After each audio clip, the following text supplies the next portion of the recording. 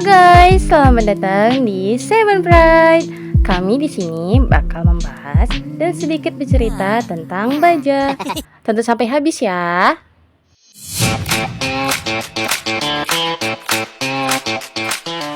Sebelum kita bercerita lebih panjang lagi, kita perkenalan dulu nih. Seperti kata orang-orang, bila tak kenal, maka tak sayang.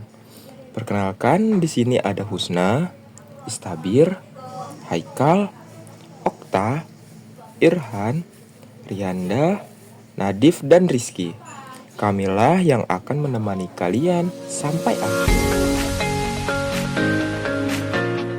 Pertama-tama, kami bakal bercerita tentang apa sih itu baja. Baja adalah suatu benda yang dibuat dengan mencampurkan besi dan karbon hingga membuatnya menjadi lebih kuat, tahan banting dan tidak gampang rusak.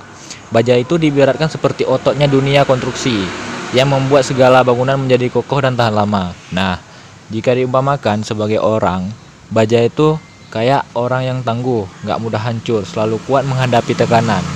Pokoknya baja itu mental yang gak main-main lah, solid banget. Nah, ini dia poin-poin yang akan kami bahas selanjutnya, seperti tentang sejarah, kekurangan baja, proses pembuat baja, dan kelebihan pada baja. Sejarah tentang baja. Kalau membicarakan tentang sejarah baja, kita kembali ke ribuan tahun yang lalu, di mana saat manusia tanpa sengaja mencampurkan besi dengan karbon yang saat itu masih berbentuk arang, pencampuran itu membuat besi menjadi lebih kuat dan dipanggil dengan panggilan baru, yaitu baja. Nah, baja dulu dipakai untuk membuat peralatan senjata, tapi saat abad ke-19 ada namanya proses Bessemer yang memproduksi baja secara massal dan murah. Sejak itulah, baja mulai dipakai secara luas untuk membangun pembangunan seperti rel kereta api sampai kapal besar. Kalau bahasa zaman sekarang, baja jadi viral karena kekuatannya. Sebaik-baiknya manusia pasti mencari kekurangan mengenai sesuatu. Maka kita akan membahas kekurangan dari baja terlebih dahulu. Walaupun baja itu kuat, dia tetaplah memiliki kekurangan. Berikut kekurangan dari baja. Baja itu berat. Harus mengeluarkan tenaga ekstra atau malah memerlukan kendaraan berat untuk mengangkat. Tidak fleksibel, dimana karena dia terbuat dari bahan yang keras, dia susah untuk dibentuk. Jika dipaksakan, dia bisa retak atau bahkan patah.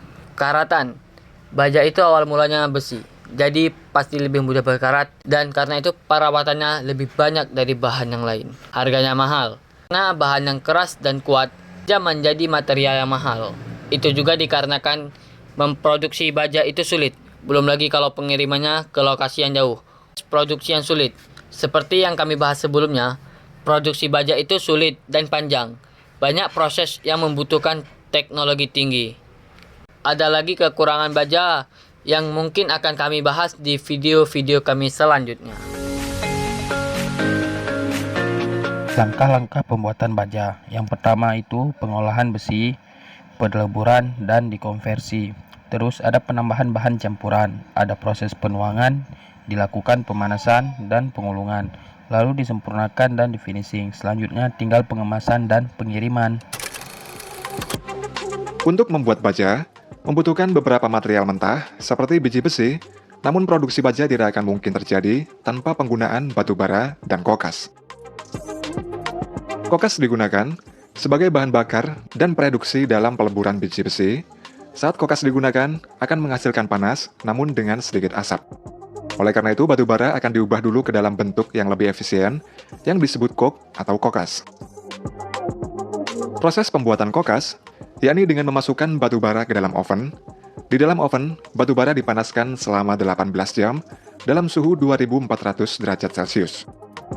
Setelahnya, batu bara yang masih panas dan membara akan dikeluarkan dari oven, kemudian didinginkan dengan cara disiram dengan air, sehingga berubah menjadi kokas. Selain kokas, material alternatif untuk pembuatan baja yakni taconite. Taconite adalah biji besi berkualitas rendah. Ketika biji besi bermutu tinggi berlimpah, maka taconite ini dianggap sebagai batuan sisa dan tidak digunakan. Tetapi ketika pasokan biji besi bermutu tinggi menurun, maka industri mulai menggunakan taconite sebagai sumber daya. Taconite nantinya akan dihancurkan sampai menjadi ukuran-ukuran kecil. Setelah itu, taconite dipisahkan dari material besi, dan material lain menggunakan magnet yang sangat kuat. Material besi ini selanjutnya akan dipanaskan dan dibentuk menjadi berukuran kelereng yang disebut dengan pelet. Ketika pelet selesai dibuat, material lain yang perlu disiapkan adalah batu kapur, yang mana fungsi batu kapur adalah untuk memisahkan impurities atau pengotor. Ketika semua material untuk baja selesai disiapkan, maka proses selanjutnya adalah memasukkan kokas, pelet, dan batu kapur ke blast furnace atau tungku pembakaran.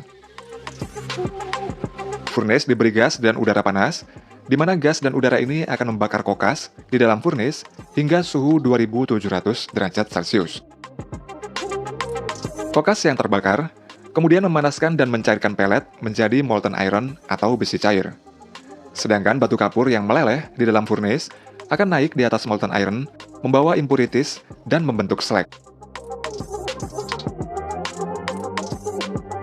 Nantinya molten iron akan dikeluarkan dari furnace lalu menuju sebuah wadah yang bernama torpedo car.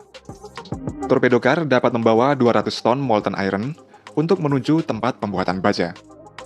Namun sebelumnya, molten iron ini akan menuju tempat pengolahan untuk memisahkan sulfur yang terkandung di dalamnya. Sedangkan untuk slag atau limbah dari molten iron akan dialirkan ke jalur yang berbeda menuju cooling pit untuk didaur ulang. Nantinya bisa digunakan untuk material pembangunan. Salah satu metode pembuatan baja adalah BOF atau Basic Oxygen Furnace. Ketika sampai di fasilitas pembuatan baja, molten iron tadi akan dipindahkan ke ladle untuk dikirim ke BOF. Nantinya di dalam BOF membutuhkan dua material, yakni molten iron dan besi bekas. Di mana besi bekas ini berasal dari berbagai macam jenis besi. Besi bekas atau scrap metal didapat dengan mensortir menggunakan magnetic scrap. Ketika metal scrap sudah dimasukkan ke dalam BOF, molten iron lalu dimasukkan ke dalam BOF, dan BOF ini kemudian diposisikan secara tegak lurus. Selanjutnya dari atas BOF akan diberi oksigen murni dengan kecepatan supersonik, sehingga membuat molten iron ini suhunya menjadi 3000 derajat Celcius dan melelehkan scrap yang ada di dalamnya. Dan setelah 25 menit, molten iron akan berubah menjadi molten steel dan dituang ke ladle. Jika konsumen membutuhkan ultra low carbon steel seperti yang diperlukan dalam industri otomotif, maka ladle yang berisi molten steel tersebut akan dikirim ke dalam vacuum degassing tank, yang berfungsi untuk mengurangi tingkat karbon yang terkandung di dalam molten steel. Dari vacuum degassing tank, molten steel atau baja cair dituang pada penampung logam cair dengan kecepatan 5 ton per menitnya. Dan nantinya akan masuk ke dalam serangkaian mold atau cetakan. Perjalanan baja cair menuju mold ini akan melalui air yang berfungsi untuk mendinginkan dan memadatkan. Baja cair yang keluar dari mold kemudian akan menuju konveyor, di mana baja cair ini akan berubah menjadi strand steel. Dan untuk menyesuaikan ukurannya, strand steel akan dipotong menggunakan automated torch sehingga menjadi slab steel, dan biasanya tebal dari slab ini sekitar 22 cm. Untuk membuat baja dengan grade tertentu, juga bisa menggunakan electric arc furnace atau EAF. Jika metode BOF tadi mengkombinasikan 70% molten iron dan 30% scrap metal, maka pada electric furnace digunakan untuk meleburkan 100 hingga 70% scrap metal dan 30% molten iron. Bedanya dalam prosesnya tersebut, digunakan energi listrik sampai berubah menjadi slab steel. Setelah menjadi slab steel, kemudian akan dikirim menuju fasilitas hot strip mill. Di fasilitas tersebut, slab steel akan dipanaskan kembali pada furnace dengan suhu 2400 derajat Celcius selama kurang lebih 2,5 jam. Setelah dipanaskan, slab steel akan dimasukkan ke dalam serangkaian mesin untuk dikurangi ketebalannya dan membuatnya menjadi lebih panjang. Baja yang tebal tersebut, sedikit demi sedikit akan berubah menjadi lembaran-lembaran baja tipis dengan panjangnya lebih dari 30 meter.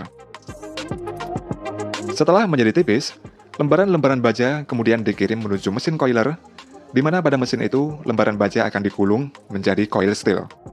Dengan bentuk gulungan-gulungan, baja akan lebih mudah untuk disimpan atau langsung dikirim ke konsumen. Tergantung dari kebutuhan, coil steel akan diproses lagi seperti proses galvanizing yang bertujuan agar coil steel tahan terhadap korosi dan karat. Coil steel juga diberi lapisan aluminium yang bertujuan sebagai produk yang tahan panas. Selain dengan pemberian lapisan aluminium, coil steel juga dapat diberi lapisan timah tipis yang nantinya akan digunakan untuk tempat makanan, minuman, hingga cat. Nah, setelah pembahasan sebelum-sebelumnya itu, kita bakal membahas tentang kelebihan dari baja. Yang pasti sudah tahulah, baja itu kuat. Namun bukan itu saja kelebihan dari baja. Baja itu awet, tahan panas. Baja juga ramah lingkungan loh, dikarenakan baja bisa didaur ulang untuk mengurangi limbah industri. Kelebihan baja juga terdapat di saat pembangunan. Pembangunan menjadi lebih cepat dengan menggunakan material dari baja. Ya, akhirnya kita sudah sampai di akhir video. Dari semua pembahasan dan cerita kami tadi, dapat ditarik kesimpulan bahwasanya baja itu kuat, awet dan membuat pembangunan menjadi lebih cepat. Namun, dia juga mempunyai kekurangan seperti material-material lainnya.